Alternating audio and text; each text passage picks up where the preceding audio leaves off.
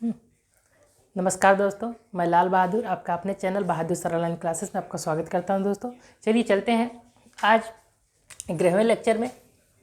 आज 11वां लेक्चर है जिसमें हम ट्रांजिस्टर के अल्फ़ा और बीटा में संबंध बताएंगे कि ट्रांजिस्टर में जो अल्फ़ा होता है और जो बीटा होता है, जो गामा होता है, इसके पहले हमने बता दिया था अल्फ़ा बीटा गामा। ठीक है, CB के लिए होता था, हमने क्या बताया था कि कॉमन बेस के लिए जो होता था अल्फ़ा होता था करंट गेन, और कॉमन इमीटर के लिए बीटा होता था करंट गेन, और कॉमन कलेक्टर के लिए गामा होता था करंट गेन। ठीक है, तो इनमें संबंध क्या है, अल्फ़ा बीटा में क्या संबंध है, अल्फ़ा बीटा गामा तीनों में क्या संबंध है, इसके बारे में हम आज देखेंगे। इसके पहले हम लोग जानते थे, ठीक है, हम क्या जानते हैं, हम जानते हैं कि पिछली वीडियो में हमने बता दिया था कि अल्फ़ा बराबर क्या होता है।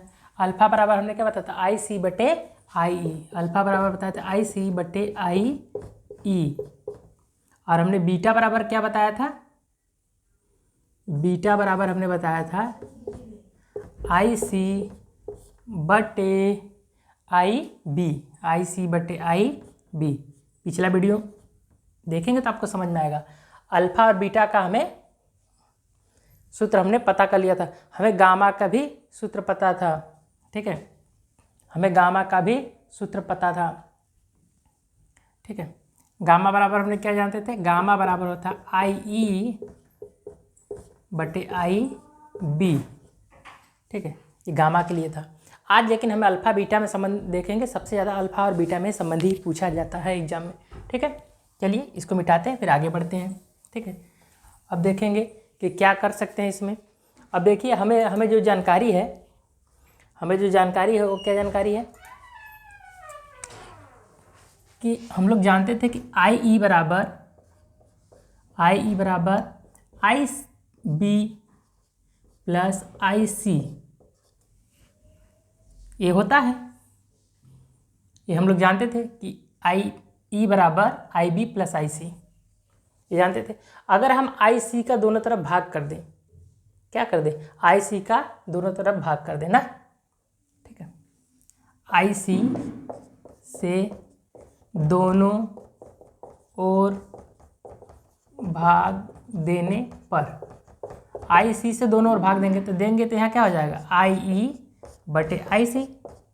इधर क्या होगा, IB/IC, और यहाँ पर क्या हो जाएगा, IC/IC। ठीक है, फिर ये हो जाएगा IE/IC। ये तो ऐसे ही रहेगा, ये भी ऐसे ही रहेगा, IB/IC। लेकिन ये क्या हो जाएगा, ये कट जाएगा और प्लस क्या हो जाएगा, 1 हो जाएगा। दोनों आपस में कट जाएंगे और क्या हो जाएगा, 1। ठीक, बात समझ जाए। अब देखिए अगर हम इसको नीचे लेके चले जाएं, इस IE को नीचे ले चले जाएं तो क्या हो जाएगा, 1/IC/IE हो जाएगा। ऐसे ही इसको भी नीचे लेके चले जाएं तो क्या हो जाएगा, 1/IC/IB प्लस 1। अब देखिए हम ऐसे नीचे क्यों लेके गए, इसको नीचे, जब यहाँ से नीचे ले चले जाओ तो वहाँ बचेगा 1, ये इसके बट्टे लग जाएगा। ठीक है, हम नीचे क्यों लेके गए, क्योंकि इसका मान हमें पता है, इसकी जगह हम क्या रख सकते हैं, अल्फ़ा। इसका मान हमें पता है, इसकी जगह हम क्या रख सकते हैं, बीटा, इसलिए हम लेके गए हैं।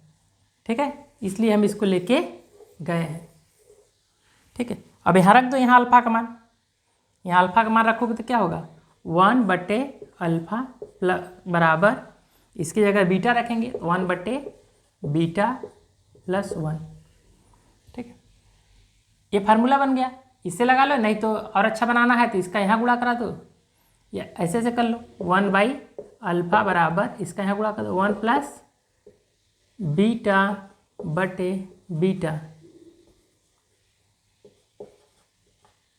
ऐसे बना लो, या इसका यहाँ गुणा करा दो, इसका यहाँ गुणा करा दो, इसका यहाँ करा दो, इसका यहाँ करा दो, फिर कॉमन लोगे तो क्या मिलेगा, यहाँ से बन जाएगा आपका बीटा बराबर अल्फ़ा/1 माइनस अल्फ़ा। ये फार्मूला बन के आपका तैयार हो जाएगा। ठीक है दोस्तों, ये फार्मूला आपका बन के तैयार हो जाएगा। बीटा बराबर अल्फा बट्टे 1 माइनस अल्फा। ठीक है, तो अल्फा और बीटा में ये संबंध है, जब भी कभी देगा तो इसी फार्मूले से आप लगा लेंगे। ठीक है, आगे देखेंगे, इसको नोट करिए, नोट करिए इसको। हाँ तो नोट कर लिए दोस्तों, तो बीटा बराबर हमें क्या मिला, अल्फा बटे 1 माइनस अल्फा, या हम इसी से यहाँ से भी कर सकते हैं डायरेक्ट। ठीक है, बीटा बराबर अल्फा बटे 1 माइनस अल्फा एक फार्मूला, या यहाँ से अल्फा बराबर पूछेगा तो अल्फा बराबर हम ऐसे लिखते हैं, अल्फा बराबर 1 प्लस बीटा, और बीटा प्लस 1 बटे बीटा, 1 प्लस बीटा बटे बीटा बटे 1 प्लस बीटा। ये भी दो फार्मूला बनेंगे, बीटा बराबर अल्फा बटे 1 माइनस अल्फा, या अल्फा बराबर पूछे तो अल्फा बराबर बीटा बटे 1 प्लस बीटा। ठीक है, ये दो सूत्र बनेंगे, इसका इस्तेमाल करो चाहे इसका इस्तेमाल करो। ठीक है, ज़्यादातर अल्फा बीटा के बारे में ही पूछा जाता है, गामा के बारे में नहीं पूछा जाता। लेकिन अगर गामा का निकालना हो, गामा का रिलेशन, तो जैसे हम यहाँ आई सी का भाग दिए थे इसी इक्वेशन में, जैसे हम आई सी का भाग दिए थे, यहाँ आई सी का भाग न देखिए, हम किसका भाग देंगे, आई बी का भाग देंगे। किसका भाग देंगे, आई बी का दोनों तरफ भाग देंगे, फिर ऐसे करेंगे, फिर गामा का इक्वेशन बनेगा। लेकिन गामा का नहीं पूछता है, अल्फा और बीटा का ही पूछता है। चलिए मिटा दें, तो दो फार्मूला हमें मिल गया अल्फा बीटा में।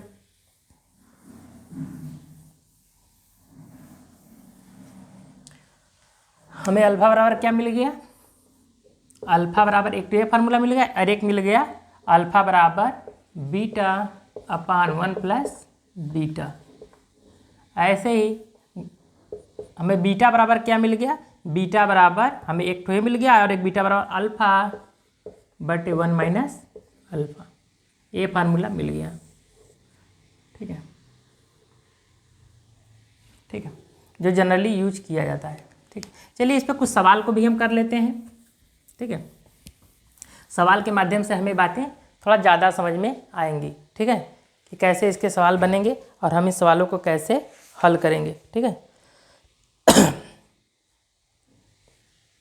और इसके अलावा एक सूत्र हम लोग और पढ़े थे, आई ई बराबर आई बी प्लस आई सी, ये वाला फार्मूला। इन सब पे मिला के हम सवाल करते हैं। चलिए, जैसे दे दिया पहला क्वेश्चन, एक ट्रांजिस्टर में बेस धारा दे दिया, बेस धारा 2 एम्पियर मिली एम्पियर तथा कलेक्टर धारा 5 मिली एम्पियर है, तो इमीटर धारा बताओ।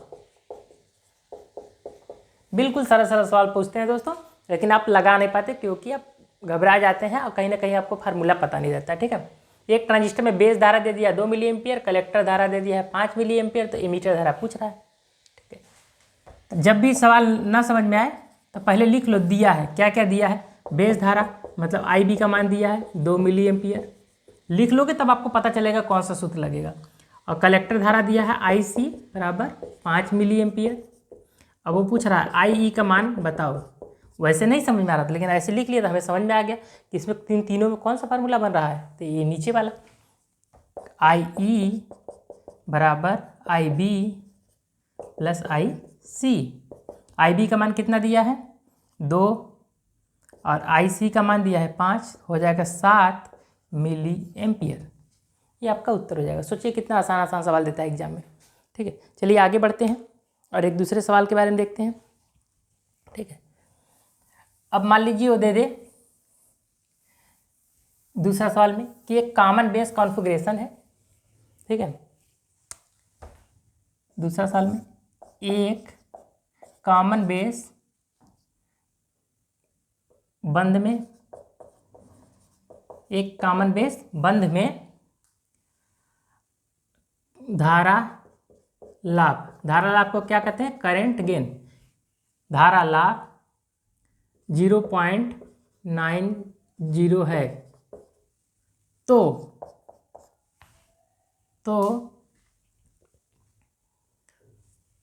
धारा लाभ इतना है, तो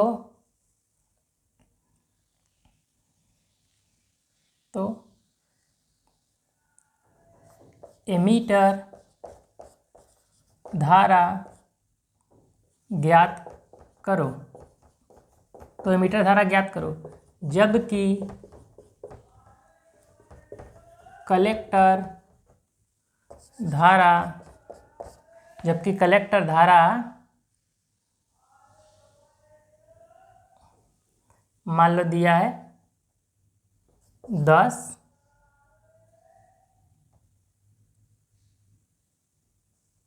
मिली एम्पियर है, जबकि कलेक्टर धारा 10 मिली एम्पियर है। ठीक है, अब एक कॉमन बेस कॉन्फ़िगरेशन में धारा लाभ दे दिया, अल्फा का मान, कॉमन बेस कॉन्फ़िगरेशन होगा तो अल्फा का मान देगा।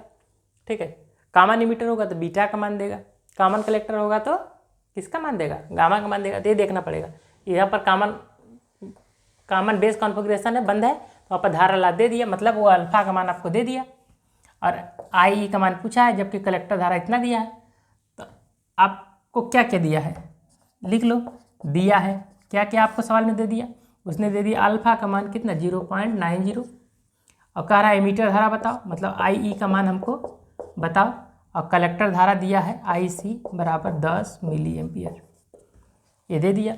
इन तीनों में क्या सूत्र होता है, अल्फा आई और आई सी में, तो अल्फा बराबर आई सी बटे आई, लिख लो अल्फा बराबर आई सी बटे आई ई, ये होता है। आई सी का मान दे दिया है 10 10⁻³ एम्पियर, एम्पियर में बदल लेंगे। आई का मान निकालना है,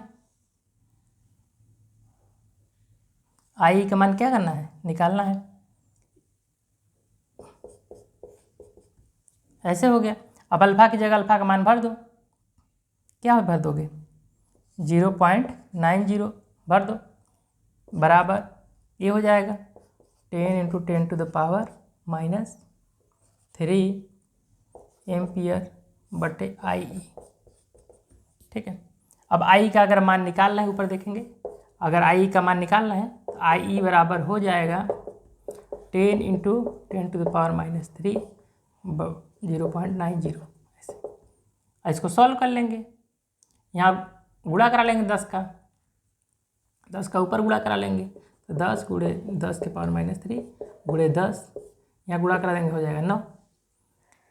अब यहाँ गुणा करा लो, क्या हो जाएगा, ये 2 0 कट जाएगा, आ जाएगा 10⁻⁻1 बटे 9। इसी को नीचे लेके चले जाओगे तो 1/90 हो जाएगा, यही हमारा हो जाएगा इतना एम्पियर। समझ में आया? इस तरह के इसको सॉल्व करके हम आसानी से निकाल सकते हैं। ठीक है, चलिए अगले सवाल में बढ़ते हैं। अगर वो मान लीजिए सवाल में दे दे, ठीक है,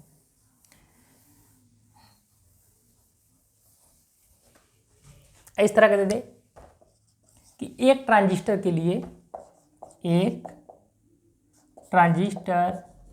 लिए अल्फा बराबर 0.9 है, तो बीटा का मान बताओ। अगर इस तरह एक ट्रांजिस्टर के लिए अल्फा का मान इतना है तो बीटा का मान बताओ। ठीक है, तो बीटा का मान निकालना है, तो बीटा बराबर क्या होता है, अल्फा बटे 1 माइनस अल्फा। अल्फा का मान मतलब 0.9 बटे 1 माइनस 0.9 क्या जाएगा 0.9 बटे इसमें से घटा दोगे तो इसमें से आ जाएगा पॉइंट, क्या है बताओ, 0.9 चला जाएगा तो बचेगा 0.1। ठीक है, इसको कर लेंगे, पॉइंट काट देंगे, हो जाएगा 9/1 मतलब 9। ठीक है, इतना आ जाएगा बीटा का मान। ठीक है, उम्मीद है आपको बातें समझ में आई होंगी। ठीक है, आगे देखेंगे दोस्तों, समझ गए? तो चलिए इसको मिटाते हैं, आगे बढ़ते हैं। अब देखते हैं, हमने अल्फा बीटा गामा के बारे में समझ लिया। अब हम बढ़ते हैं अपने अगले पावदान में। देखिए क्या उसमें हम लोग देखेंगे। अब देखेंगे जो ट्रांजिस्टर हम बता रहे थे कि किस ट्रांजिस्टर की जो बायसिंग करने के आधार पर उसका काम बता रहे हैं। ठीक है,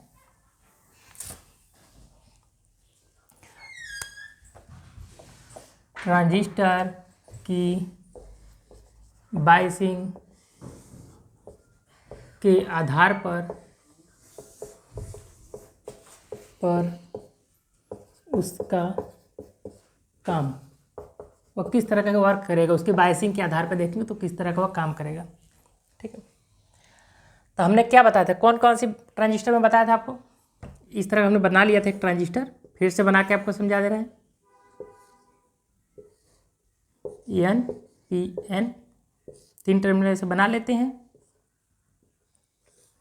हमने बताया था इसको क्या रखना है, फॉरवर्ड में, और यही बैटरी जैसा यहाँ ऐसे जोड़ दोगे तो ये हो जाएगा रिवर्स में। ठीक है, ये हमारा इमीटर हो गया, ये हमारा बेस हो गया, ये हमारा कलेक्टर हो गया। ठीक है, इस वाले को हम लोग हमेशा रखते हैं फॉरवर्ड बायस में, इसको रखते हैं रिवर्स बायस में। ठीक है, इसको क्या रखते हैं, रिवर्स बायस में। अब देखिए समझने वाली एक चार्ट हम बना देते हैं, उस चार्ट के माध्यम से आप समझ जाएंगे। ठीक है, आसानी से, कि अगर दोनों जंक्शन को रखोगे, ठीक है, ऐसे लिख लो, इमीटर बेस जंक्शन है, ऐसे ही कलेक्टर या बेस कलेक्टर जंक्शन है। ठीक है, तो ये क्या काम करेगा, यहाँ वर्क लिख लो, क्या काम करेगा इस समय। ठीक है, अगर ये इसकी बात कर रहे हैं कि यहाँ पर अगर हम बैटरी कैसा लगाएंगे। ठीक है, यहाँ बैटरी जैसे फॉरवर्ड बायस में करेंगे या फॉरवर्ड बायस में करेंगे, रिवर्स बायस में करेंगे, क्या करेंगे, कैसे काम करेगा ये। ठीक है, क्या क्या काम करेगा। ठीक है,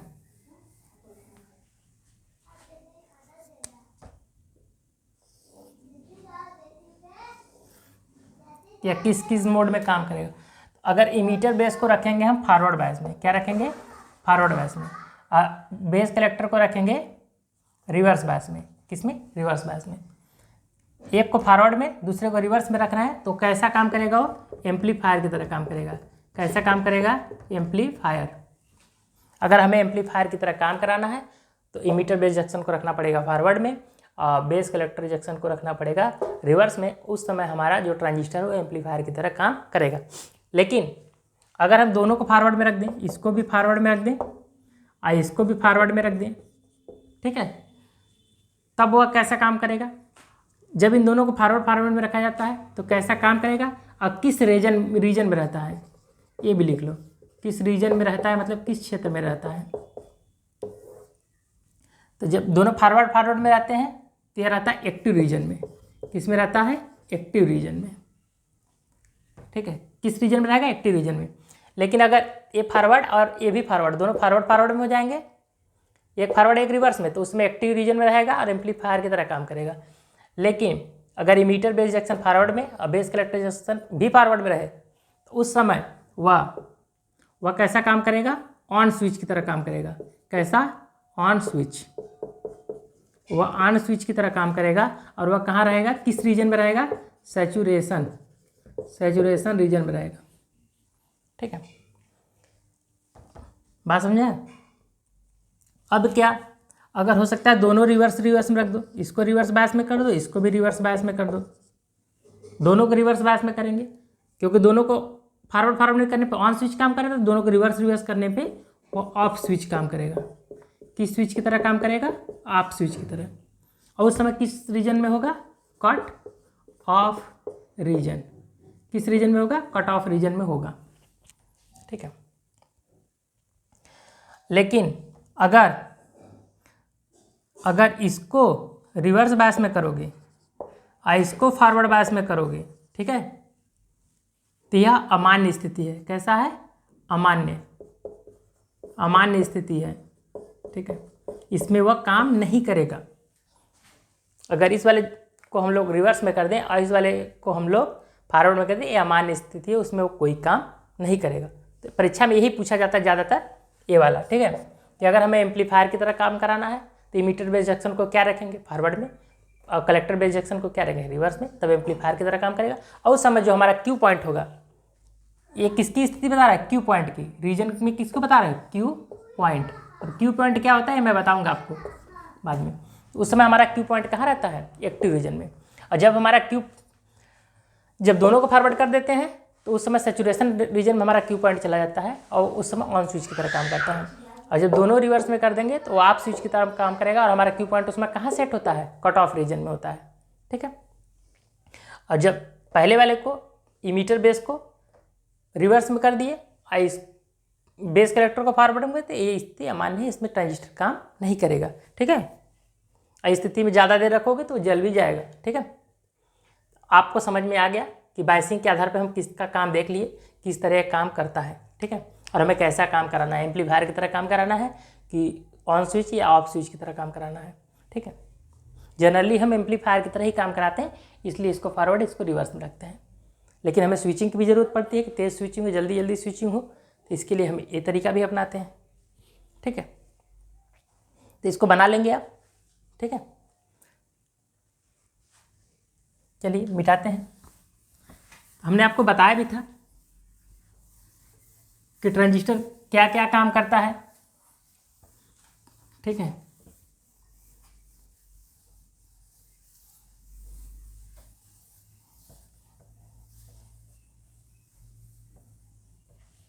हमने आपको बताया भी था कि ट्रांजिस्टर जो है क्या क्या काम करता है। तो ट्रांजिस्टर दो काम करता था, हमने बताया था कि उसे हम एम्पलीफायर की तरह भी काम ले सकते हैं और स्विच की तरह भी काम में ले सकते हैं, ठीक है।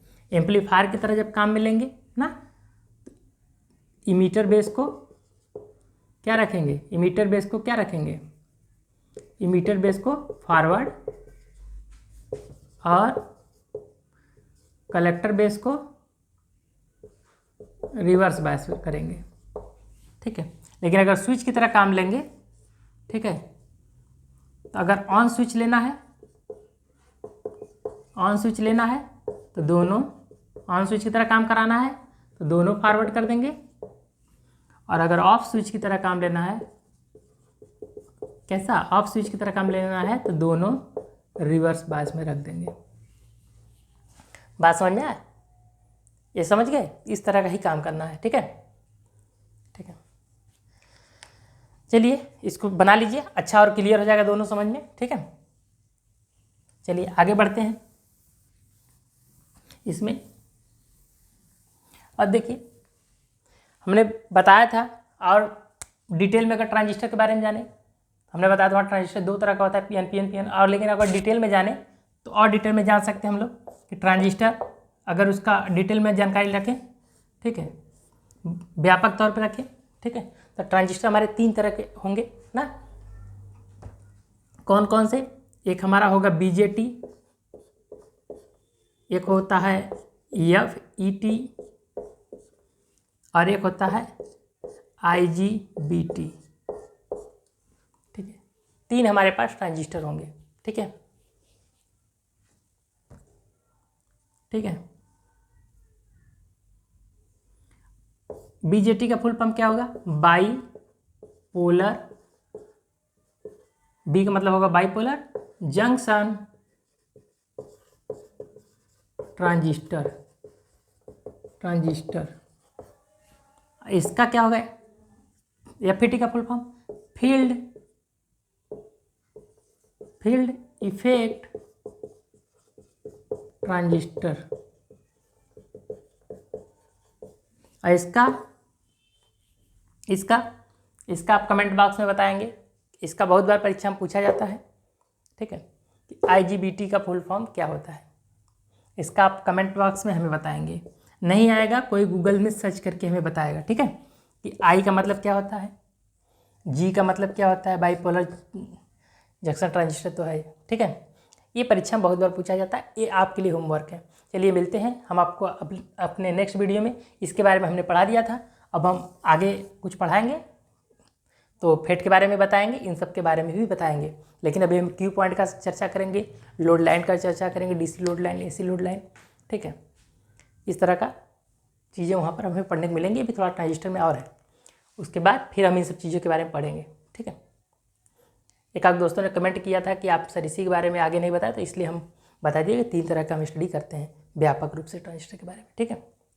अब इसमें भी फेट में भी जे फेट मॉस फेट होता है, फिर उसमें भी इनहेंसमेंट है क्या क्या, ठीक है। तो वो सब चीज़ें जब डिटेल में पढ़ाएंगे, वो चैप्टर आएगा तो हम बता देंगे आपको, ठीक है। चलिए मिलते हैं अपने नेक्स्ट वीडियो में, धन्यवाद।